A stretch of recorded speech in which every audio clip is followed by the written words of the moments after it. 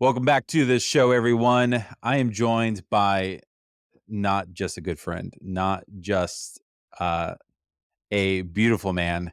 I'm joined by the legend, Stop. Taylor Desseyn. Taylor, how are you doing today, bud? What's up, buddy? I'm happy to be here. I think any excuse to hang out with you is a win in my book. Absolutely. We don't need to spend the next 20 minutes like we always do, just talking about how we've met each other, because I don't think that's appropriate for the conversation. But I'm going to make sure that we link to previous episodes of your show that Mhm. you do on various social networks where we talk about this. So Yeah. we're going to send you over to your show. But yeah, before we go any more into that, Taylor, tell us a little bit about yourself, where you're coming from, because you're not our typical guest Yeah, on the yeah, yeah. Multithreaded Income podcast. I'm pretty sure like you, Syntax FM, Whiskey Web, and whatnot have all kind of started the same thing. Well, we have Taylor, but he's kind of different. So please explain yourself. So basically, yeah, Taylor Desson. I have been a recruiter, and before you log off, don't log off yet, because I know when devs hear the R word, man, it's this like recoil. So don't recoil, come back. Basically, I've been recruiting for 12 years. I got my first taste of community, and I didn't know it was community at the time in Raleigh. So I worked in our Raleigh office when I was at my last company in 2013, and I met Rob Zelt, Jim Duffy, all those guys at the .NET user group in Raleigh, and got really invested in them and really invested in that community. I was like, man, this is great. And then got invited to speak at Raleigh Code Camp by those guys. And I was like, well, I don't know how to code. And they were like, we don't want you to code. We just want to talk about the job search. And then I got hooked, right? I mean, the talk went off great. And I was like, this is what I want to do. And started pouring into engineering communities and recruiting engineers. And 9 years later, I've led recruiting teams and trained recruiting teams, started recruiting teams from scratch. And now I'm super blessed to be at a new company, gun.io. We are a talent marketplace for engineers across the globe. And we're doing some really, really cool stuff that I'm super pumped about. But really, what my role is, and really what I've been focused on for the last, I'd say probably 3 years, is like community first, helping engineers, from junior all the way to senior, level up their careers, and then helping hiring managers figure out how to hire and scale their teams better because that's also broken. So that's really my focus. And then I guess my third passion is content creation, which obviously we're going to talk about today. One of the fascinating things about what you just said is I'm or was highly active in the Raleigh community, and it's very likely that you and I crossed paths multiple That's times. wild, and I bet And I bet you were in that yeah, Microsoft building when I was in the Microsoft, but there was like 90 yeah, people in there, so, like, yeah, it was a big group, and it was a unless big you group. were, I guess, one of the outsiders or outliers is the word I want, and coming up and just talking to me, Yeah, I don't do that. I and I I don't do that. I just like social media because I can talk to yeah. people without talking to people. So, and I wish my memory was better to just think back to those old group meetings and go, "Oh, I do Well, but see, remember I didn't even Taylor." look like the way I look like right now, right? For those of you if you haven't seen me, like, I have bleach blonde hair now, I have an earring, like, I have a full beard now, like, I did not I have, creepy glasses on, right? My wife calls them, the creepy glasses, but, I have those on, like, I think even if you did remember me, you wouldn't remember me, like, connecting the dots because I look so different now. I wish I had one of those photographic memories where I could go, "You It's were in the 3rd row on the right Yeah, I side, know. Dude, it's stage so left." bad. I Yeah. look so different now. I showed TSA. I've done a lot of traveling recently with conferences and then traveling home for the holidays. The TSA agents are starting to question me now. Like, that's how different I look. You don't want that. Secondary No, search is not fun. no, I know. I know. I know. Well, Taylor, the conversation we wanted to have today, and you brought it up, and I thought it was a great topic, was social proofing your career. Yeah, yeah, yeah. So we're gonna play some hypotheticals. I'm going to play the role as the person that nobody knows about.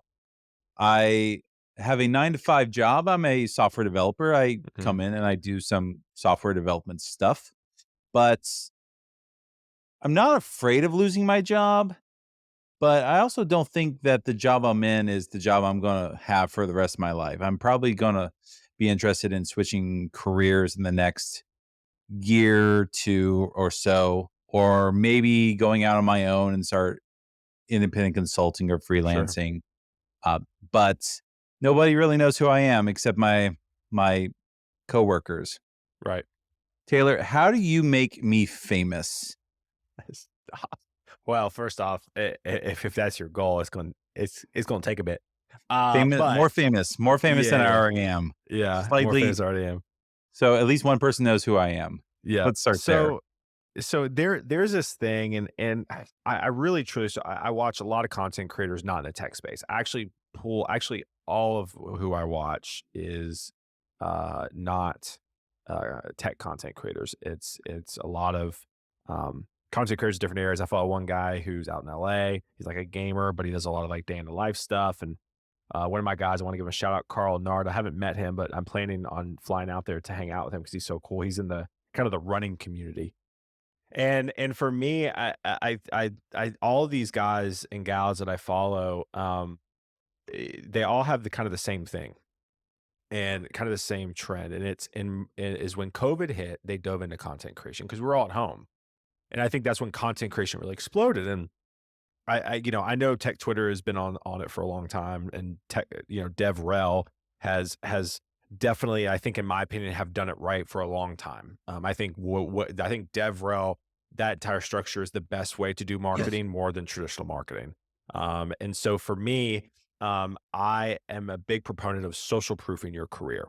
Now, I want to preface this by saying my brother has no social media presence. He's a product owner at a really big tech company that you probably have heard of, and he has no problems finding jobs. He has been able to. He actually uses interviewing for networking, which is what I preach a lot about.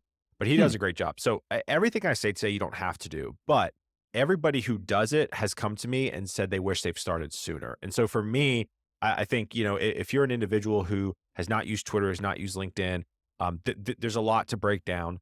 But I'll definitely hit the basics first. For me, I think you need to be able to draw attention to yourself and be known for something. And even if you're a junior career, a lot of people, tell me like, well, Taylor, I'm too junior. How can I be known for something? You can literally just talk about how you're learning React. And if you post about it enough, you're going to be the React guy or gal, whether you like it or not. If that's mainly what you post and you're trying to learn from people, even if you're junior, you're still the React person. And so what that does is it allows you to find your tribe. It allows you to be known. It allows other people, like I said, to find you, AKA your tribe. And it allows opportunities to open up for you. And so, if you're sitting there with no social media presence, the one place I would start is LinkedIn. I think LinkedIn I listen, a lot of people think LinkedIn is this platform that I used in college that I create a profile and I don't use it anymore, which I get. But in my opinion, LinkedIn is like the B2B, like the professionals TikTok, if that makes sense. So, Hmm. and this kind of dives into content strategy, but everything on LinkedIn is like not what you see on Twitter for the most part, or TikTok. LinkedIn is, for the most part, it's very professional. Yes, obviously, if you listen to this, you're like, well, I see crazy posts about politics and blah, blah, blah. Yes, listen, it's not perfect. Don't get me wrong. But at the end of the day, most of the content on LinkedIn is business related. And so for me, also the way it works too is if you have never posted before, LinkedIn actually really boosts you if you have not posted a lot. It's guys like me who post 4 or 5 times a day that LinkedIn is like, all right, you got to come up with something more engaging because they've throttled my stuff recently and I've had to be creative on what I post now. And so all that being said, I'm going to stop running my mouth here for a second so you ask another clarifying question. If I were you, I would start posting once a day for 30 minutes a day. Now, I have a lot of people go, Taylor, you're telling me it's going to take 30 minutes to post? No, it's not. The thing is, though, is that nobody gives himself enough space to actually give their brains a break to come up with a post. So that's why I say schedule 30 minutes every day, 8 a.m., 8:30, first thing, and write about something you're experiencing, whether it's what you learned, it's something you're having a problem with. I'll finish this little bit out by telling a quick story. There's a junior developer who I knew back during COVID. I'll never forget his name. His name's Austin Cumberlander, and Austin graduated from Nashville Software School, and he was a junior developer, and he was really having a hard time finding a job. And he posted about a interview that he bombed. He was very transparent. I did not study, was not prepared. Here are the questions that got me wrong. I'm going to do better next time. That post got so many likes and so many comments, so we can dive into the algorithm if you want. But it got so many likes and comments that another hiring manager saw it Loved Austin's vulnerability and transparency. Slid into his DMs, had a call and hired him. I think that's a very hard thing for people to do is be vulnerable in a Yes. professional setting. Because I think of that, and one of my immediate responses is, "Oh, you're putting out there that you were wrong, that you didn't know what you were doing." It was good that someone saw the good in that, and that it's the real strength that you want from an employee, right? Or from anyone that you hire, is that I want the person who can admit they're wrong Hmm. and understand that they're wrong, and but then take the steps to correct the issue, to find Sure. out what the correct answer is. Uh, the worst people I've ever had working with me or for me have been the ones who know it all Yeah. and then take forever to eventually get to the point where they say, "I'm stuck. I don't know what I'm doing." Um, Well, and I'll tell you this too. I want to caution you: don't be a sob story constantly online. Like, all the no time. one Yeah. likes that, right? So someone's gonna hear that and be like, "All right, well, my strategy on LinkedIn is just gonna be bitching." I don't know if we can curse on this episode, but, Now you're basically, fine. I'll just bitch the whole time, and hopefully that works. No, it's not, right? People don't like a heavy wet blanket, right? Like, but I do think there is a time and place to be vulnerable. Like, "Hey, I made a mistake. Here's how I'm gonna fix it." But you don't want your entire timeline filled with mistakes, because then also consider wrong. So it's definitely a balancing act. I get it. Yeah. It's very difficult from a balancing perspective, but I think if you can be real, transparent, and vulnerable, I think the world wants that. I think there is such a desire. And again, this is my social media kind of background. There's such a desire to be real. I think people are tired of people's highlights. And I think that's why I think Twitter is really attractive because it's kind of like top of mind. People just kind of spout stuff off. But I think the more real you can be, the better. Is there a particular length of a post that I'm aiming for? And I know that I see some posts on LinkedIn where They're someone like has 16 pages a long. lead or a little clickbait because they know the show more is going to be there for someone to click Okay, on. so we're getting really granular, and I love it. I love it. Let's go. Yeah. I've actually never had anybody kind of dive into this with me on a podcast, so I love this. Yeah, so there's a lot of nuances here. First off, I think a lot of people confuse LinkedIn because it's like, well, it's not Twitter, so I'm going to write like 4 paragraphs. Like people don't read anymore. They just don't. Like, Yeah. yeah, and so if you're really big on long form content, I would do when I say long form, I mean multiple paragraphs. I would leverage Medium, Substack, have your own email newsletter. Again, want to give a shout out to my guy Carl Nard. His actual full name is Carl Maynard, but his username is Carl Nard. But like he has a Substack where he just does really long form writing, right? And I never read it, Yeah. but I like it. I like what I read, the little bit I read. And so for me, I think what you said about the show more, I think we live in a world of hooks, right? TikTok, right? YouTube. The first 3 seconds is vital, Yeah. right? Like I need to hook you in the first 3 seconds. It's proven that if you do not hook me in the first 3 seconds, I'm scrolling on.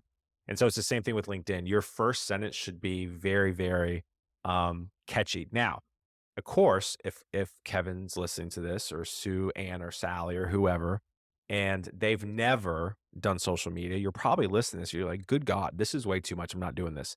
Here's the deal. Just start posting. This is like 301, 401 stuff, but I will tell you this, LinkedIn, the shorter the better. Some of my best performing posts are like 2 to 3 sentences.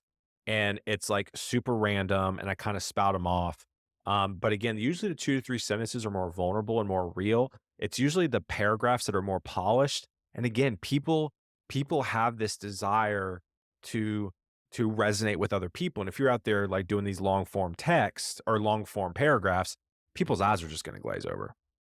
It's all about the timing. So you have to hit your points and get the eyes, and don't spend too much time on things that just don't matter. You Right. really have to be a good storyteller You to have write a lot to. of these You posts. have to. You have to. And again, if you're listening to this, you're like, that was so much information. I understand. Keep it simple. Start posting once a day. Don't worry about the hook. Just start documenting. When I mean documenting, right? And I'm gonna do this exercise. Kevin, I'm gonna Yeah. do it on you. Kevin, what is one thing that you've worked on today, like tech wise, that you're either it's a problem or you're having problems with, or or a success story? Just give me something. We're implementing a new service bus There you go. backend for one Great. of our systems, and no one on my team knew what they were doing, so we all jumped on a call together to figure it out. Yeah. I love that. So that Boom. so that Yeah. that would be a post, right? Yeah. Currently on a team right now, we're trying to implement a service bus using blah blah blah blah blah. Mhm. We're having major issues. Has anybody experienced this? And so that's another thing, right? If again, we're getting very tactical here. Yep. You need to engage your audience, right? So the way the algorithm works on LinkedIn is if I comment on Kevin's post, in some way, shape, or form, all 20,000 of my followers are going to see it in some way, shape, or form. Maybe not all of them, but a lot of them are going to see it. It's the same thing if you like and comment on posts, right? That's the whole algorithm. LinkedIn really incentivizes liking and commenting. And I did, this is actually one of my conference talks. I just do an hour of breaking down LinkedIn. Also, another thing too, if I comment on Kevin's post about implementing a service bus, and if you're scrolling through LinkedIn, you're actually going to see my name twice and only Kevin's post. So if we're talking about just pure visibility and pure Yeah. brand awareness, LinkedIn actually incentivizes you to comment more than to actually post because you will see somebody will see your name twice. The way it works is like you'll see at the top left when you scroll, and then you'll see the comment, and then you only see Kevin's post. So you'll see my name twice and Kevin once. I've also heard it from, an aspect of not only should you be writing content, but you should also be adamantly posting and commenting on other people's content, and not just saying, "Good post, enjoyed it." You Right. should write a contribution to the post. So a paragraph or 2 outlining your thoughts, saying, "I agree, I disagree," and through the LinkedIn algorithm, that will put you up much higher whenever you do a post in the future. Yeah, I mean, I think I believe that. You know, I always tell people there's three ways to use social media to find a job. Uh, there's posting yourself. There's commenting and liking Yeah. on other people's posts, and then there's just the DM feature, right? Because a lot of people are like, well, Taylor, I have a job. I don't want my employer to know that I'm looking. I get that. I get that for sure. You posting about your day is not going to signal anything at all. You posting what you're learning is not going to signal anything. You posting, "Hey, I want a job," that's pretty obvious. So don't do that. But if you just don't want to post at all, you can literally comment and like on other people's posts, spend 15 a day, comment and like, engage, and then leverage the DM feature. Incredibly, incredibly effective as well. You can literally do none of that and literally just DM people and still be incredibly effective. But the more of the three you use, the more successful you're going to be at networking. And in my opinion, this is what networking is in 2023. This is networking. Networking is podcasting, Slacks, Discord, live streams, LinkedIn, liking and commenting, engaging. And then, you know, if we want to get technical, bottom of the funnel is conferences and meetups. What about other aspects of LinkedIn, like, skills and recommendations Yeah, and yeah, all yeah. the The stuff new, that's LinkedIn's had for 15, 20 years? yeah. Do we care about any of that stuff, or are we just looking at more of the content and the engagement? No, we definitely care. So there's kind of three major things on your profile that you should have. The first thing is the banner photo cover thingy. That's not the professional name. That's just what I came up with. The Yeah, cover banner photo TM. thingy. To me, I think it's fascinating that LinkedIn, basically a professional platform, has a place at the very top of your profile to be creative. And I think they did this on purpose, and in my opinion, this is the first thing people see when they go to your profile. So this needs to be fancy to a certain extent. I would use Canva, Canva. I think it's a Yep, great tool. use it all the time. Yep, designed for dummies is what I call it. And so basically, I would use Canva. They actually have a LinkedIn banner. And for me, in that banner, I would put something about yourself that endears yourself to somebody that may look at it. For example, if you're a chef turned software engineer, I'd put that, right? Chef turned software engineer at the top. Maybe put your phone number, your email, something in the banner. I did a one-on-one counseling session with this guy. He was a junior developer, and he was the Backstreet Boys audio engineer when they did some like shows recently or something like that. And I was like, well, you have to put that at the top of your LinkedIn profile. I said, every millennial that's my age, we're going to message you and ask you about working with the Backstreet Boys. Just it's nostalgia. He did it and he found a job because of it. There He you go. literally he goes like, I had a recruiter message me and wanted to talk about Backstreet Boys. And then we ended up finding out I was a good fit for a role. So, you know, it happens. I think the second feature is the featured section.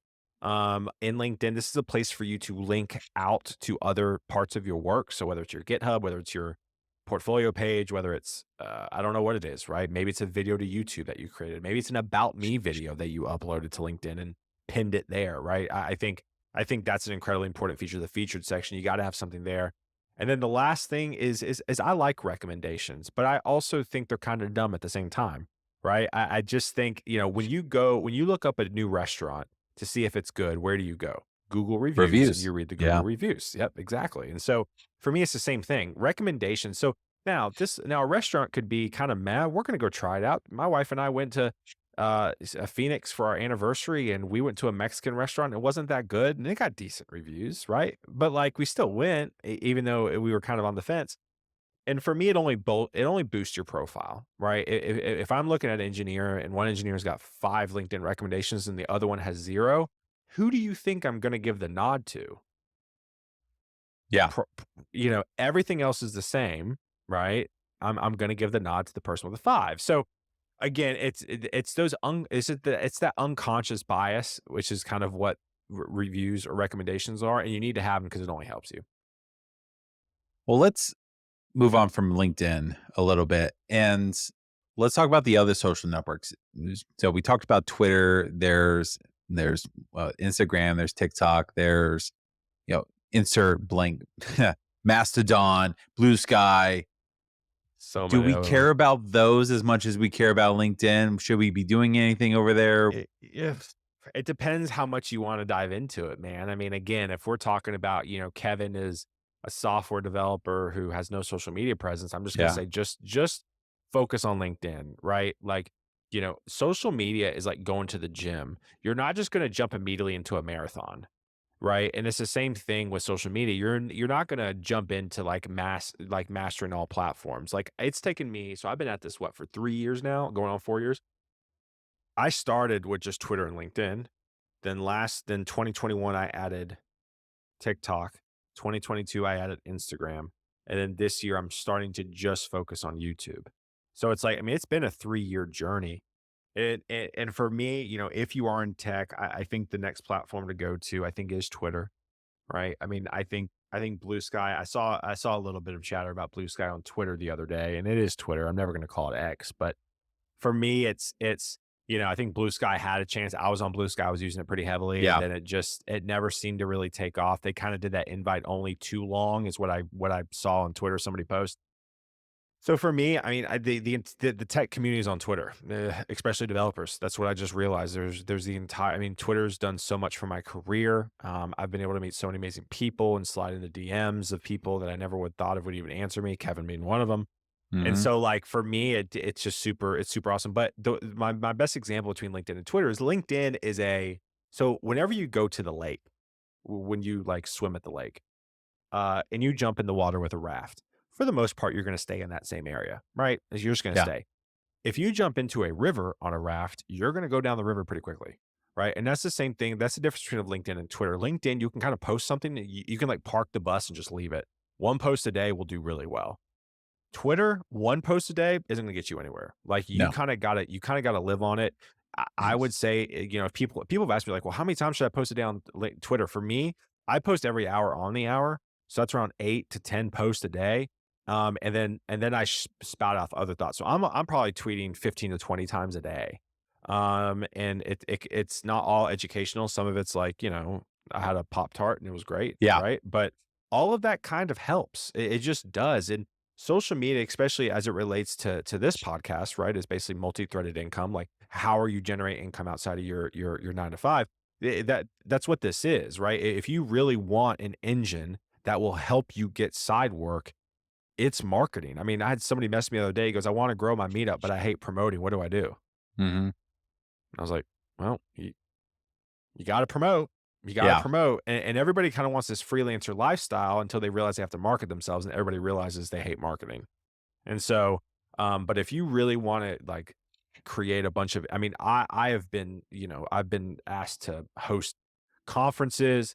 I've been offered to speak at conferences internationally, all because of Twitter, all because of LinkedIn, because I put myself out there. And if I would have never done it, I mean, literally, my career has I'm so blessed, but my career has skyrocketed over the last 4 years because of content creation. I'll tell you the dirty secret as a conference organizer. And Here we so go. I've run multiple conferences. My favorite, Revolution Conf, which sadly we haven't had in a while. I know, That might be I coming heard back in about the next year or two. I heard So about RevConf and I was excited, and then when I realized it was you, I was like, "Oh, I love Kevin," and it's like, "Well, we don't have it anymore," and I was like, "Damn." now, maybe in the future. But the dirty secret of RevConf is every person who presented to speak, we never did blind submissions because we didn't agree that was the best way to do it. But Mhm. we would go through, make our list of talks we wanted. So we would look at the talk and the abstract, and then we go back and look at the speakers. And a lot of times when you do these, you get speakers from everywhere and Mhm. a lot of names you don't know. And doesn't matter how active I am in various communities, there's going to be people I don't know. Correct. So we would sit around on a Zoom call and we would go through each individual person and we would say, all right, does anyone know who Taylor Destin is? And if everyone says no, well, all right, there's his Twitter, there's his LinkedIn. Let's start stalking this guy and see what he's all about. Yeah. Does anyone else know who he is? And there were people who submitted what seemed like fairly good talks, but nothing on LinkedIn, or they had a Twitter, but they last time they posted was 2 years ago. They had 10 followers, and we would make decisions based off of the social proof. Like, there's nothing out there that And tells people us aren't that gonna be happy to hear that. yeah, and I'm sure they're gonna be upset, but I'm also volunteering to pay for your hotel for a couple days, Sure. and if you need it, I'm willing to pay for your travel to get out to my conference. So why are you asking me to make a financial, um, Bet. bet on you when no one knows who you are? If you're out there and you're wanting to get started in conference talks, you really need to have some sort You of have public to. profile. For those of you listening, kind of the moral of this story is it's never gonna hurt. It's never gonna hurt. And if anything, it's only gonna help. I've started my LinkedIn game. Taylor, I'm posting maybe not every day, but every other day at least, and Sure. just 3 what's on times a my week. mind. I have a fancy banner at the top of my LinkedIn. I even did one of those dumb animated avatars. What should I be thinking of next after that, once I've started that process? Um, man, so if you have a full-time job and you post 3 times a day on LinkedIn, in my opinion, I think the next thing to do is start kind of in your Twitter journey. I think if you worked up the muscle memory of 3 posts a day, 3 posts, sorry, not a day, 3 posts a week on LinkedIn, and you feel pretty comfortable, you're kind of getting the hang of it, you don't feel weird posting anymore, you kind of broken the seal per se. Yeah. Um, the next thing I would do is hop on Twitter and create a Twitter account. And there are a lot of people out there in on the Twitter world that you can follow. What I would do if you're listening to this podcast and you're like, well, I like what Taylor has to say. Let me follow him. Please do. It's at T Desseyn. And for me, what I would do is I would follow me and then I would literally go to my followers, the people I follow, and then I would follow all those people. Mhm. And then I would go to Kevin's profile and I would follow everybody that Kevin follows. And all I would start doing when you start on Twitter, I would actually just start engaging with people first. Because the way it works, like if you just start tweeting and no one's really following you and no Yeah. one's really engaged, you're actually not going to go anywhere. For me, if I were to restart Twitter again with 0 followers, I would follow everybody in the community who I like, all their followers, and then I would start commenting, retweeting, liking, engaging everybody else before I would start posting, right? Because you don't have any brand built up. You don't have like there's no reason for someone to follow you other than you have to reach out to them. And so once you've built up, I would say probably 100 or 200 followers, then I would start probably giving some thoughts on your own. But again, Twitter is an animal. I would have it up on your computer while you're working. I know we all have Slack up on our computers. I have Slack and Discord up on my computer right now. You just got to have Twitter up. Twitter is like a Slack. Twitter is like a Discord. And I would just start engaging and start commenting because here's the deal. I can't tell you. There's so many people I know that I've never met in person but I feel like I know them all because we've only commented and liked and tweeted back and forth. It is a crazy thing. I wish I had time to dive into like the human psychology of this and why like we just feel so comfortable talking to people. But like there's this one guy, he's an incredible creator. His name's Tim Chisano. Tim Chisano is out of Brooklyn, New York. And he has over 1 million followers on TikTok, and all he does is his vlog. And literally, I was telling my wife the other night, I was like, I feel like if I ran into him and because he talks about his wife and his daughter all the time, very similar to me, wife and daughter. And I was Mhm. like, I feel like if I ran into Tim in Brooklyn, I I could hit it off with him because I know everything about him.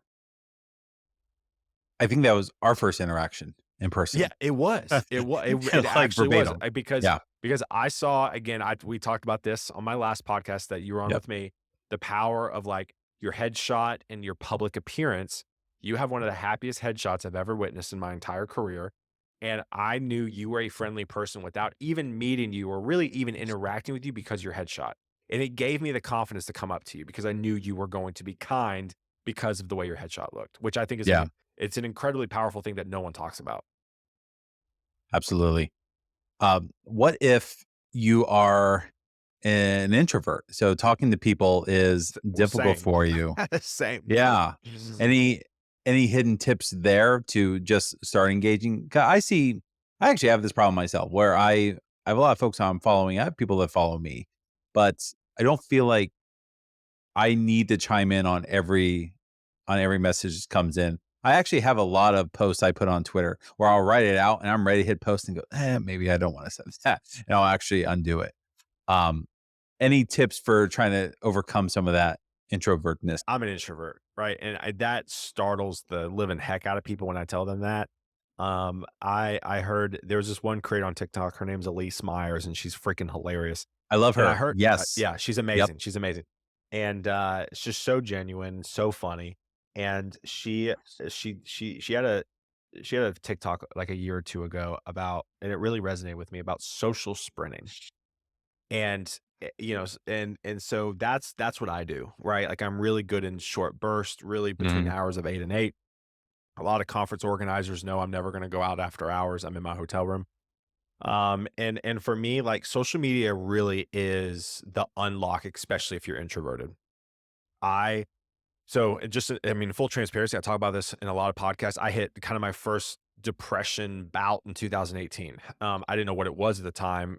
Mhm. Me and my wife were going to marriage counseling because I was in a rough spot, so it obviously affected our marriage. And our marriage counselor was like, "Taylor, you need to go find somebody." She goes, "I think everything you're experiencing is depression." She goes, "You need to go out and find an individual counselor." And I'm really big on mental health, and so I went out and found one, and kind of been on that kind of mental health journey ever since. And what I realized is that um I get overstimulated really fast. And I think a lot of people do, and people don't really use that term a lot, and that they usually use it with babies, right? Oh, our child is Mhm. overstimulated. Well, adults can get overstimulated. And what I realized is that when I was in the office, I was managing a team of 12. I was meeting with engineers all day. I was in leadership meetings, and I would come home, and then I'd have to be a father and a dad and a husband. We all get it, right? Who's Yep. listening to this? Who's a parent? And it just something cracked, and I just couldn't take it anymore, and I just hated everything.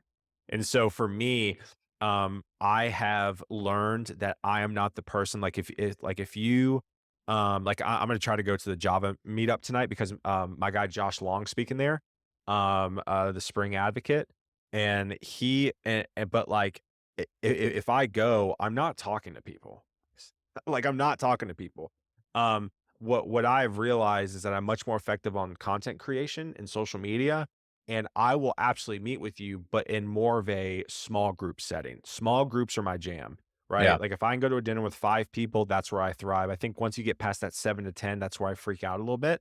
And so, for me, for all you introverts that are watching, or listening, in the future, I am an introvert, and I wanna give you hope that if you really wanna put yourself out there but are terrified, the best way to do it is through social media because you can put it out whenever you're ready, and you don't have to talk to people necessarily, which is great.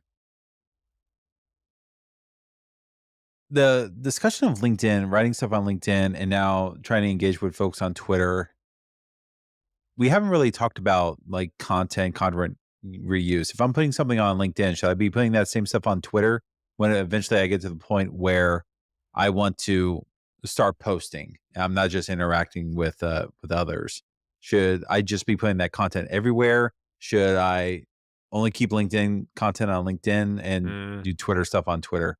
Yeah, and I mean, people are gonna have their own takes on this for sure. I mean, in my 2 cents, if you're getting started, I think making a post on LinkedIn, and then I think a post on LinkedIn could probably be 2 or 3 tweets. To be honest, Okay. like if you do a if you do a 5 sentence post on LinkedIn, you could probably get 2 or 3 tweets out of that. And so that's kind of how I would do starting out. So if you're and but then like then if you're at where I'm at, where you're deep in it, I A/B test everything. So I A/B test all my content on Twitter. So what that means is I just Twitter is a pure brain dump, and then the tweets that do really well, I then post on LinkedIn. So Oh, that's a like great idea. yeah, so yesterday I tweeted how I don't know if you saw it about how I really truly feel like there React engineers are a dime a dozen now, Yep. and there's not a lot of back end engineers. So posted that on LinkedIn, and it's gone viral today, and because I knew it would have done well because it did well on Twitter, and so that now. It, Again, if you listen to this, I've been at this thing for 3.5 years now already. So like I've perfected the art of it. If you're just starting out, don't worry about it. Just take a few tweets from your LinkedIn post and then kind of come up with some other stuff. I'm doing LinkedIn. I'm doing the Twitters. I'm starting to get some traction. That's all great. I'm doing my job, and it's just one of those things you have to tend the garden, right? You can't just do it in a spurt, and all of a sudden you start growing flowers. You kind of have to keep it up for ever.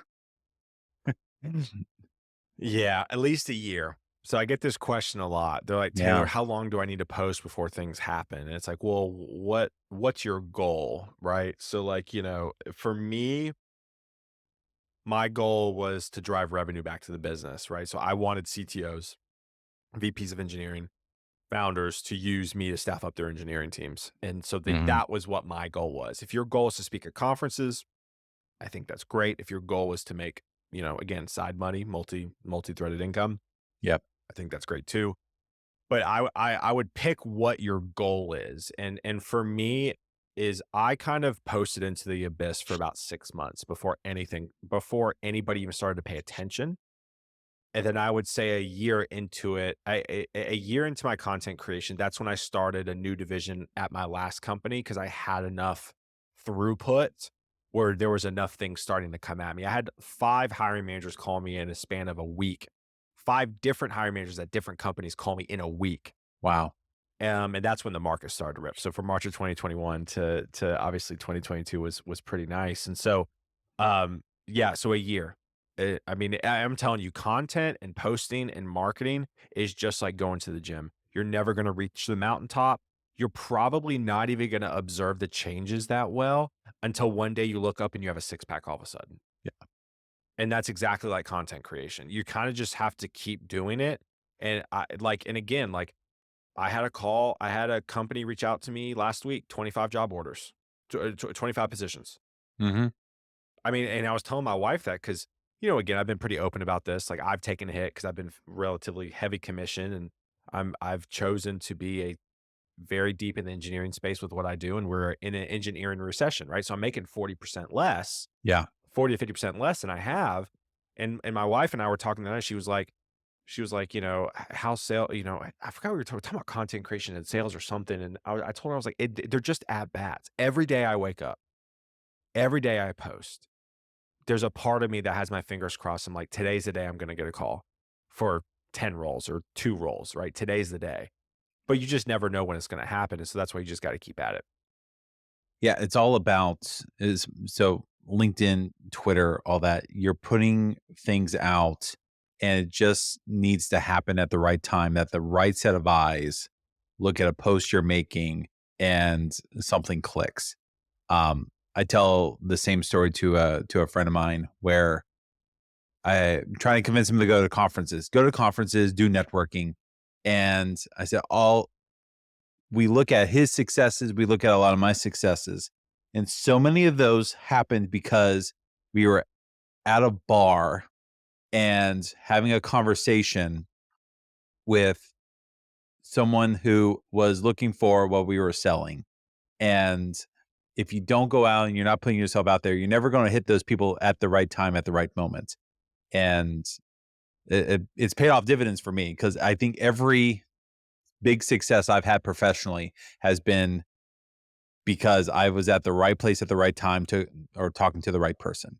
And I mean, it's really the lottery. I mean, it really is when it comes to your career, when it comes to having different types of incomes, you just gotta put yourself out there. yeah, And if you're not, you are really missing out because because if you think about it, like if you lived in a world where there was no social media and there was really no internet, like back, let's just say pre-internet yeah, days, the only way to meet people was like you would sign up for like, these like business bureaus, yeah, these like, paid things to get into, um, Toastmasters, stuff like that, right? You would like kind of have to like buy into these things to get access to people. It's free now. yeah, It's free. And for me, like I want to try to get this across because I just feel like people like you're not behind. Like I've talked to my content creation guy, like most of the population is still has not started their content journey. yeah. And my head of sales, who we just brought him on, um, he literally told me, he goes, I think cold calling sucks. And I was like, I want to hug you through the phone. The fact that we have a head of sales that hates cold calling, but he understands. He goes, no one answers their phones these days. Yeah. Like, no one and traditional marketing, I mean, for those of you listening to this, when you watch TV, do you watch commercials? No, you pull out your phone, right? Like, and I don't know about you, Kevin, with traveling, my wife and I haven't turned on the TV in our hotel room the last, like, 4 trips that we've taken. We're I've just on TikTok or Netflix on our phones. Yep, I've noticed that as well. Yeah, If I'm even in my room, I'm probably watching YouTube on my laptop. And exactly. So, yeah, like, you like, the social media drives the narratives around our dinner table, yeah, right? Hey, did you see what so and so posted on Facebook, right? Did you see what your friend posted on Instagram? Did you see that meme I sent you? We all talk about this stuff, but yep, then we don't take it from a professional standpoint seriously. It's wild. And so that's the one thing I want to get across. Like, listen, like you can literally transform your entire career by just starting to post to social media. If you're in business, start on yep, LinkedIn. If you're like B2C, again, if you're selling a t-shirt or a hat, TikTok and Instagram. But yep. if you're in business, especially software, Twitter and LinkedIn is where it's at. Alrighty. Any other thoughts that we haven't brought up organically, Taylor? I just want to stress because it's changed my career is just start.